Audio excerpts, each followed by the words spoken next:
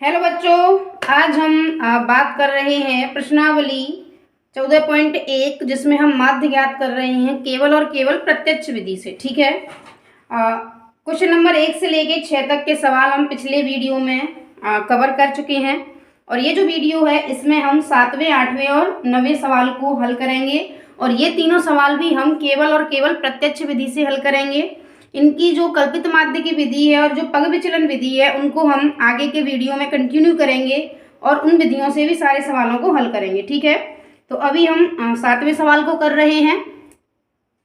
7वें सवाल में आपको दिया हुआ है SO2 की सांद्रता, SO2 की सांद्रता। ठीक है, सांद्रता ये आपको दी हुई है 0.00 से 0.04, 0.04 से 0.08, 0.08 से 0.12, 0.12 से 0.16, 0.16 से 0.20 और 0.20 से 0.24।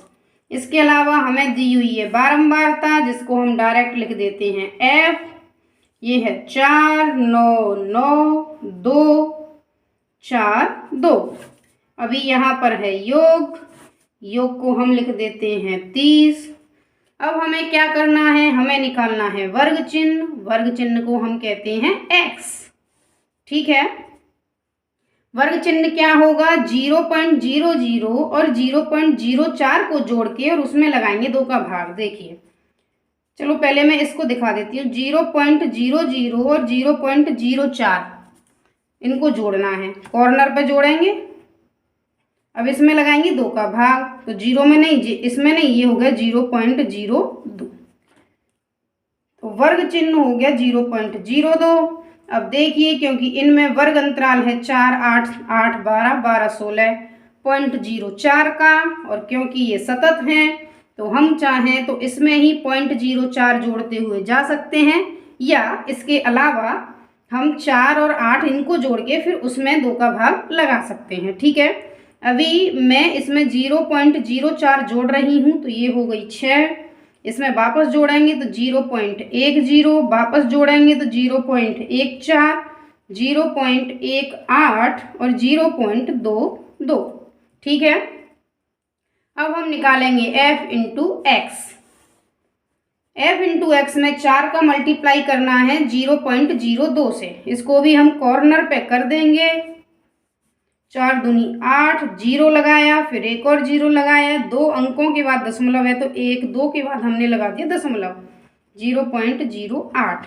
इसी प्रकार हम 0.06 का मल्टीप्लाई करेंगे 9 से, 9 छिक्के 54, 0, 0, 1, 2 अंकों के बाद, 1, 2 अंकों के बाद, तो ये हो गया ये 5, 4।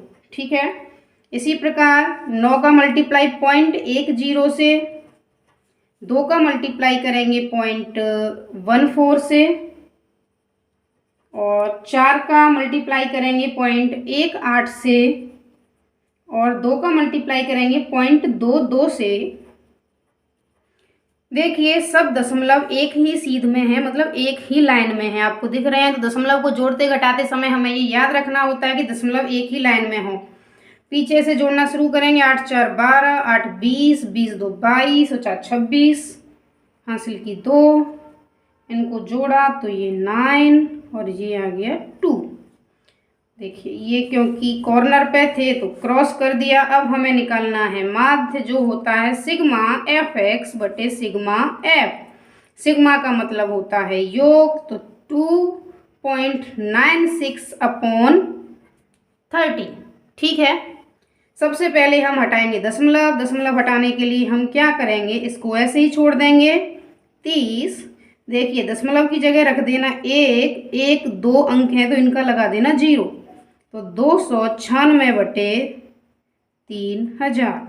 अब हम 296 में 3 का भाग दे सकते हैं, और भाग देने पर देखिए, मैं कॉर्नर पे भाग दे दूं या दूसरा कागज ले लूं।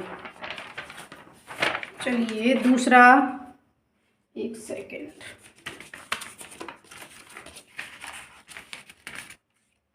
असुविधा के लिए खेद है, 2 मिनट रुकिएगा। भाग दे के दिखा रहे हैं हम आपको। 296 में आप पहले भाग दीजिए 3 का, तो 3 7 21, 3 8 24, 3 9 27, 27 बटे 2 6, 3 7 21, 3 8 24, 2 अंक नहीं है, दशमलव 0, 3 6 18, 2 एक और 0, फिर 18 के लिए 6, और ये फिर इसी तरीके से चलता रहेगा। ठीक है, तो अभी हमने भाग दे के आपको दिखाया है, वो आया है 98.66 अपॉन 3 का दिया था, तो अभी 1000 बचा हुआ है। ठीक है, अब ध्यान से देखिएगा, 1 2 3 3 जीरो हैं, इसका मतलब जो सामान्य संख्या है उसके 3 अंकों से पहले लगेगा दशमलव। तो ये थी 98, 66 थी, 66 ऐसे लिख दो।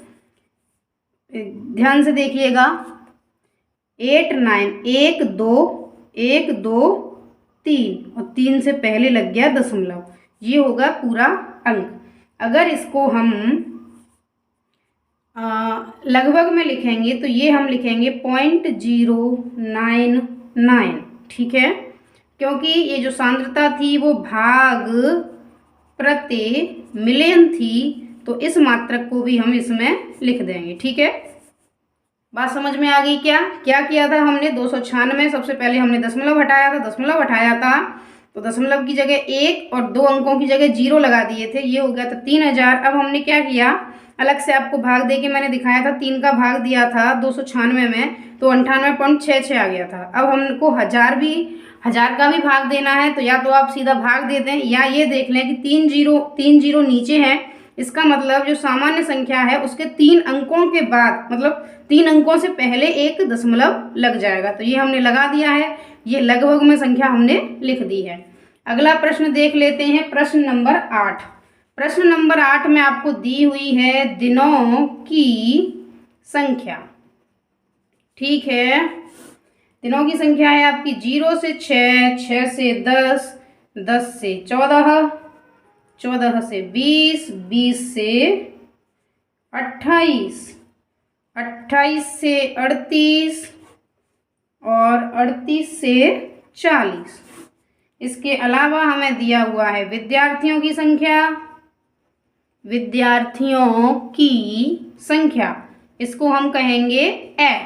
ठीक है, ये दी हुई है 11, 10, 7, 4, 4, 3, 1। फिर हम करेंगे योग है इनका 40। अब इसको ध्यान से देखिए, हम निकालेंगे वर्ग चिन्ह। वर्ग चिन्ह को हम कहते हैं x। 0 और 6 को जोड़ा, 2 का लगाया भाग, आ गया 3। 6 और 10 को जोड़ा, 2 का लगाया भाग, आ गया 8। 10 और 14 को जोड़ दिया, 2 का लगाया भाग, तो आ गया 12। फिर इन दोनों को जोड़ा, भाग लगाया, तो आ गया 17। इन दोनों को जोड़ा तो आ गया 24, इनको जोड़ा तो आ गया 33, और इनसे आ गया आपका 39। अब देखिए यहाँ ध्यान देने की बात है, 0 और 6 का वर्ग अंतराल था 6। देखिए ये सतत तो हैं, 6 6, 10 10, 14, 20 20, 28 28, 38 38, लेकिन ये जो वर्ग अंतराल हैं वो समान नहीं है। यहाँ 6 है, यहाँ 4 है, यहाँ 4 है, यहाँ वापस 6 है, यहाँ 8 है, यहाँ 10 है, यहाँ 2 है। ऐसी स्थिति में हमको वर्ग चिन्ह निकालने के लिए प्रत्येक संख्या के ऊपर सीमा निम्न सीमा दोनों का योग करना है और 2 का लगाना है भाग। ठीक है, अब हम निकालेंगे fx में 11 इंटू 3 तो 33, 10 इंटू 8 तो 80, 12 का गुणा 7 से तो 84, 4 का गुणा 17 से तो 68, 24 का गुणा 4 से तो 96, 33 का गुणा 3 से 99, और 39 का गुणा 1 से तो 39। फिर इनको जोड़ेंगे, इधर से जोड़ना स्टार्ट, 9 दूनी 18, और ये आपके हो गए 9 और 4। ठीक है, अब हम निकालेंगे माध्य होता है सिग्मा fx बटे सिग्मा f। सिग्मा का मतलब होता है योग, तो 499 बटे 40। कॉर्नर पे लगा सकते हैं हम भाग। चलिए लगाते हैं। 9 अंक उतारते हैं। 40 दूनी 80। 9 1 दशमलव लगाया। 4 चौके 16। 160 बचे इतने। 4 सत्ते 28। 280 फिर बचे ये 5 मतलब 12.475। अगर इसको लगभग में लिखें तो 12.48। ठीक है। दिन, ये दिनों का माध्य था। ठीक है। अगले सवाल पर हम चलते हैं। अगला सवाल है प्रश्न नंबर 9। सॉरी इसमें दी हुई है आपको साक्षरता दर। ठीक है। साक्षरता दर आपको दे रखी है 45 से 55, 55 से 65, 65 से 75, 75 से 85 और 85 से 95। इसके साथ ही दे रखी है नगर की संख्या। नगर की संख्या को हम मानेंगे f, और f दिया हुआ है आपको 3, 10, 11, 8, 3। फिर करेंगे हम इनका योग, तो f का योग आपको मिला है 35। इसके बाद हम निकालेंगे वर्ग चिन्ह। वर्ग चिन्ह होता है x। निम्न सीमा ऊपर सीमा दोनों का योग, लगाएंगे 2 का भाग। 45, 55, 50, 100, 100 में लगाया 2 का भाग तो आ गया 50। क्योंकि इस सवाल में ये सतत हैं। 55, 55, 65, 65, 75, 75, 85, 85 मतलब सतत हैं। साथ साथ वर्ग अंतराल भी बराबर ही हैं। 45, 55, 10, 55, 65, 10। तो हम चाहें तो 50 में 10 जोड़ के 60, फिर 70, फिर 80, फिर 90। और अगर चाहें तो 45, 55 को जोड़ें, 2 का भाग लगाएं। 55 और 65 को जोड़ के 2 का भाग लगाएं तो इस तरीके से भी निकाल सकते हैं। अब हम निकालेंगे fx। fx होता है f और x का गुणा, तो 3 और 50 का गुणा करेंगे तो 150, 10 और 60 का तो 600, 11 और 70 का तो 770, 8 80 640 और 3 90 270। फिर इनको जोड़ेंगे।